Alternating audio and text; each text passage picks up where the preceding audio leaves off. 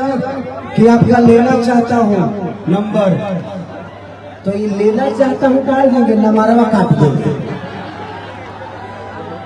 दिक्कत यहाँ कि कौन सा शब्द बोला जाए जिसमें लोगों को पब्लिसिटी ना मिले। ये कहीं ना कहीं से निकाल ही लेते हैं कि खेसारी पूरे 2 घंटे के शो में कुछ ना कुछ तो अलग बोल ही देगा और वही हमारा मसाला हो जाएगा।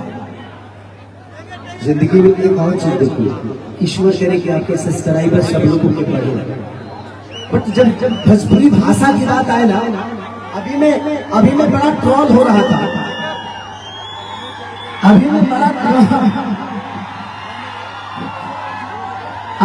ट्रोल हो रहा था।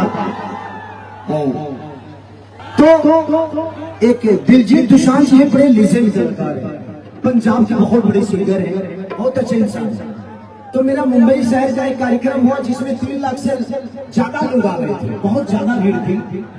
और मुंबई शहर में एक बिहार यूपी का झारखंड का बेटा जा गया और महानगरी में इतने बड़े क्राउड के साथ आए, तो लोगों को अचंभो तो होगा।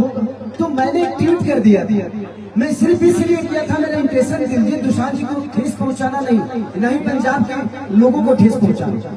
जो बिहारियों को गलत बोलते हैं, जो हमारे भाषा को, जो हमारे बोली को गलत बोलते हैं, मैं उनके लिए ट्वीट किया कि देखो बिहार की भाषा का एक लड़का, भोजपुरी भाषा का एक लड़का देखो महानगर में भी अपना जलवा बिखेरा हुआ है, बिहार की तो बात ही छोड़ दो। लेकिन लोगों ने उसको अलग तरीके से नहीं किया। लेकिन मेरे अपनों ने भी मुझे बहुत साथ दिया ट्विटर पे, उसके लिए सबको दिल से देंगे, सबको दिल से देंगे। एक बार और इस गाने को मैं बजवाना चाहूंगा क्योंकि मेरा पसंदीदा है। एक बार और दोनों के साथ कर दूं, पक्का पगले हल्ला करके बताओ, आई लव यू, बजाओ।